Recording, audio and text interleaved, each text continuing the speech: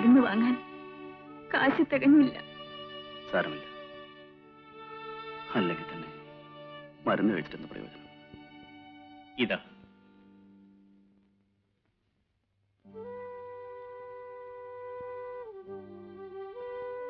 വേണ്ട, ഞാനിങ്ങനെ മരിച്ചോളാം. അതിൽ കൂടുതലൊന്നും എനിക്ക് വേണ്ട.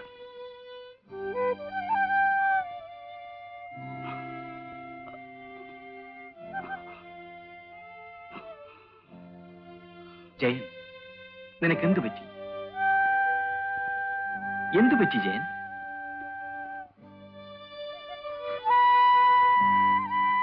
ഒരു കാർ ആക്സിഡന്റ്. കാലിനാണ് ചതവ് പറ്റിയത്. കുറെ കാലം ആശുപത്രി കിടന്നു. ഇതേവരെ സമ്പാദിച്ച എല്ലാ പണവും ഈ കാലിന് വേണ്ടി ചെലവാക്കി. എല്ലാ സ്പെഷ്യലിസ്റ്റിനെയും കണ്ടു. ഒരു ഫലവും ഉണ്ടായില്ല. ആ ഇടവേളയിൽ പുതിയ ഗായകർ കയറിപ്പറ്റി. അവരാധിപത്യം സ്ഥാപിച്ചു. ഞാൻ ഈ നിലയിലെത്തി. സ്റ്റേജ് പ്രോഗ്രാമിനെങ്കിലും ആരെങ്കിലും വിളിക്കുമെന്ന് വിചാരിച്ചു. പക്ഷേ അവർക്കും വേണ്ടത് ഗ്ലാമറുള്ള ഇന്നത്തെ പ്രതിഭകളെയാണ്. എനിക്ക് ദുഃഖമില്ല. പലരും എനിക്ക് സഹായം വെച്ചുണ്ടാക്കാൻ ശ്രമിച്ചു. ഞാൻ തടഞ്ഞു. ആത്മഹത്യ ചെയ്താൽ പോലും ഞാനതിന് സമ്മതിക്കില്ല. തെരുവിൽ പോയിരുന്ന് പാടിയാലും എനിക്ക് 5-6 രൂപ കിട്ടും. അതുകൊണ്ട് ഞങ്ങൾ ജീവിക്കും. എന്റെ ശബ്ദവും ഹാർമോണിയം ഉള്ളിടത്തോളം കാലം എനിക്ക് ആരുടെയും സഹായത്തിന്റെ ആവശ്യമില്ല. ഇങ്ങോട്ട് വരുമോളെ. ചെല്ലുമോളെ.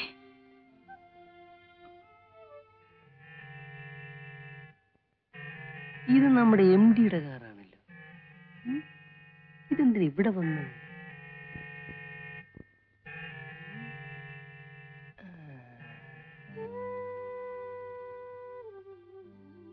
എന്നാ മോളെ വെച്ചോളൂ.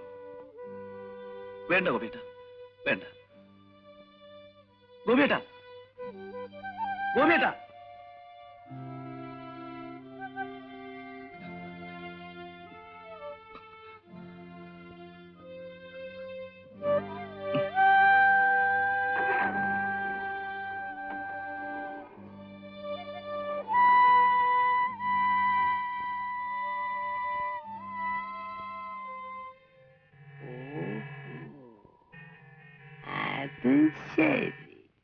അങ്ങനെ ആവില്ല.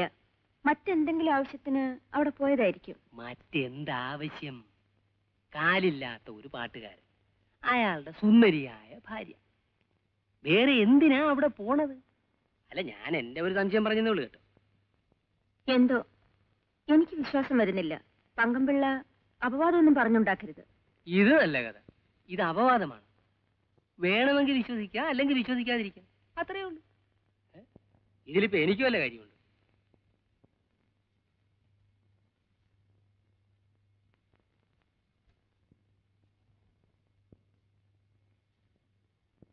സുധേ, ഇങ്ങ് വരൂ.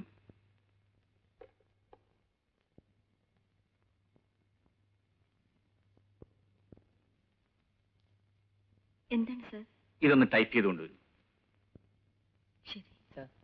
സാറിനെ കാണാൻ രമ എന്നൊരു സ്ത്രീ വന്നിരിക്കുന്നു. വരാൻ പറയൂ.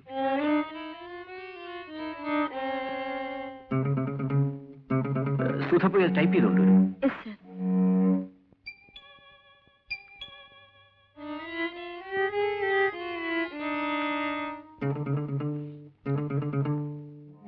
ഇതാണ് സാധനം. ഞാൻ പറഞ്ഞപ്പോ വിശ്വസിച്ചില്ലല്ലോ. ഇപ്പൊ എങ്ങനെ ഇരിക്കുന്നു? എന്താണിത്? ഇത് തിരിച്ചു വാങ്ങണം. അദ്ദേഹത്തിന് ആരുടെയും സഹായം സ്വീകരിക്കുന്നത് ഇഷ്ടമല്ല. ഇത് തിരിച്ചു തരാൻ ജയൻ പറഞ്ഞു.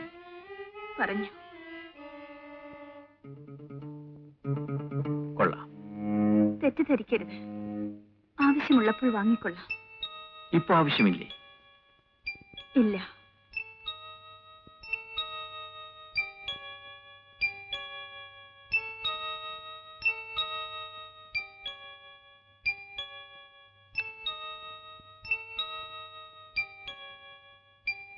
May I come in, sir? വരൂ സുധേ. എന്താ പതിവില്ലാത്ത ഫോർമാലിറ്റി? അനുവാദം ചോദിച്ചു വേണോ അകത്ത് വരാൻ? ചിലപ്പോൾ. എന്താ സുധയുടെ മുഖം പാടിയിരിക്കുന്നത്? ഒന്നുമില്ല സർ, ലെറ്റേഴ്സ് ടൈപ്പ് ചെയ്തു. പറയൂ സുധേ, എന്താ മനസ്സുള്ള തുറന്നു പറയൂ. ഇതുവരെ എന്റെ ഭർത്താവിനെ കുറിച്ച് മാത്രമേ തെറ്റിദ്ധാരണ ഉണ്ടായിരുന്നുള്ളൂ. ഇപ്പോൾ പുരുഷന്മാരെല്ലാം ഇങ്ങനെയാണോ എന്ന് സംശയിക്കേണ്ടിയിരിക്കുന്നു. എന്താ അങ്ങനെ തോന്നാൻ? ഓരോന്ന് കാണുമ്പോൾ അങ്ങനെ തോന്നിപ്പോകുന്നു. രമയെ പറ്റിയാണോ സൂചന? എങ്കിൽ സുധയ്ക്ക് തെറ്റി. രമ ആരാണെന്നറിയാമോ? അറിയാം, കാലില്ലാത്ത ഒരു പാട്ടുകാരന്റെ ഭാര്യ. മുഴുവനും ഞാൻ തന്നെ പറയണോ? പറയൂ. ഇപ്പോൾ സാറിന്റെ കാമുകി. അല്ല, പിന്നെ അവളാണ് എന്റെ ഭാര്യ.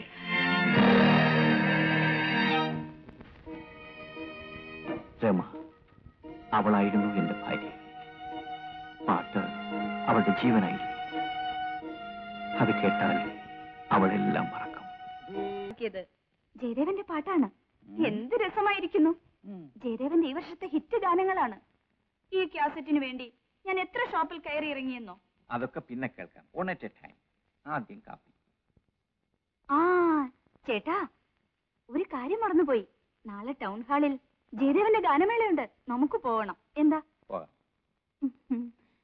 പിന്നെ ജയദേവൻ ചേട്ടന്റെ പരിചയക്കാരനല്ലേ? നാളെ എന്നെ ഒന്ന് പരിചയപ്പെടുത്തണം. അവനിപ്പോ വലിയ ആളാ. ചിലപ്പോ നമ്മളെ മൈൻഡ് ചെയ്തില്ലെന്ന് വരും. അത് വെറുതെ. ചേട്ടനെ കണ്ടാൽ അയാൾ ഓടി വരും. ഓ, എന്നാ ശരി, ഏറ്റു. സമ്മതിച്ചല്ലോ? സമ്മതിച്ചു. ആ, ഇതാണ് എന്റെ ഭാര്യ രമ. ജയദേവന്റെ ഒരു ആരാധിയും കൂടിയാണ്. പറ്റി ചേട്ടൻ വിചാരിച്ചു ചേട്ടനെ ഓർമ്മയുണ്ടാവില്ലെന്ന്. കൊള്ളാം. ഗോപിയേട്ടനെ മറക്കാൻ പറ്റുമോ? കോളേജിൽ സീനിയർ ക്ലാസ്സിലായിരുന്നു. കവി, ബുദ്ധിജീവി, എഴുത്തുകാരൻ. ഓ, പിന്നെ ഞങ്ങൾ പയ്യന്മാരുടെയൊക്കെ ഗുരുവും. എന്തായാലും തന്റെ പാട്ടിനുള്ള മഹത്വം എന്റെ കവിതയ്ക്കില്ല. അത് ഞാൻ നേരത്തെ നിർത്തിയത് എന്റെ ഭാഗ്യം. അയ്യോ, അത് വേണ്ടായിരുന്നു. നല്ലൊരു കവി നമുക്ക് നഷ്ടപ്പെടുകയാണ്. മിസ്റ്റർ ജയദേവന്റെ പാട്ടും ഞാൻ ടേപ്പിലാക്കിയിട്ടുണ്ട്. എത്ര മനോഹരം. ദുബായിൽ നടത്തിയ കച്ചേരിയുടെ കാസറ്റ് എന്റെ കൂട്ടുകാരി എനിക്ക് അയച്ചു തന്നു. എന്ത് രസമുള്ള പാട്ടുകൾ. Thank you. ആ ജയൻ, നാളെ ഊണ് ഞങ്ങളുടെ വീട്ടിലാകാം. എന്താ? വരാം. ഗോപിയേട്ടൻ വിളിച്ച വരാതിരിക്കാൻ പറ്റൂ? പിന്നെ ഭാര്യയ്ക്ക് എന്റെ പാട്ട് ഇഷ്ടമായതുകൊണ്ട് നല്ല ഊണ് കിട്ടുമെന്നുള്ള കാര്യം ഉറപ്പായി. ഞാൻ വിചാരിച്ചിരുന്നത് പോലെ തന്നെ ചാപ്പാട് അസലായിട്ടുണ്ട്. ചിക്കൻ കറി ഉഗ്രൻ. അയ്യോ മനോജ്, പ്ലീസ്. ഉഗ്രനായിരിക്കും എന്നൊക്കെ പറഞ്ഞിട്ട്? അങ്ങനെയല്ല, എത്ര രുചിയുള്ള ആഹാരമായാലും ശരി, ഞങ്ങൾ പാട്ടുകാരധികം ഭക്ഷണം കഴിച്ചു വയറ് വണ്ണം വയ്ക്കും. അപ്പൊ ശ്വാസം മുട്ടും, പിന്നെ പാടാൻ വയ്യാതാവും. എന്നാലും ഇങ്ങ് എടുത്തേക്കാം. അത് വേണ്ട, അവിടെ ഇരുന്നോട്ടെ. വയറ് വണ്ണം വെച്ചാലും ശരി, ഇല്ലെങ്കിലും ശരി, ഇത് മുഴുവൻ ഞാൻ കഴിക്കും. എന്തുകൊണ്ടാണെന്നോ, ഈ അടുത്ത കാലത്തെങ്ങും ഇത്ര രുചിയുള്ള ആഹാരം ഞാൻ കഴിച്ചിട്ടില്ല. വീട്ടിൽ പയ്യൻ വെക്കുന്ന ചാപ്പാട്. എങ്കിൽ ഒരു വിവാഹം കഴിച്ചുകൂടെ? എന്താണോ ചിരിക്കുന്നത്? ഏയ് ഒന്നുമില്ല. വരട്ടെ, ആലോചിക്കാം. ആട്ടെ, നീ ഇവിടെ എത്ര ദിവസം ഉണ്ടാവും? 10-12 ദിവസം കാണും. ആ ദിവസങ്ങളിൽ നിനക്ക് ഇവിടെ ഒന്നും കഴിച്ചൂടെ? എപ്പോഴും പറ്റിയെന്ന് വരില്ല. 10-12 പടത്തിന്റെ റെക്കോർഡിംഗ് തന്നെ ഉണ്ട്. പിന്നെ 4-5 ഗാനമേള.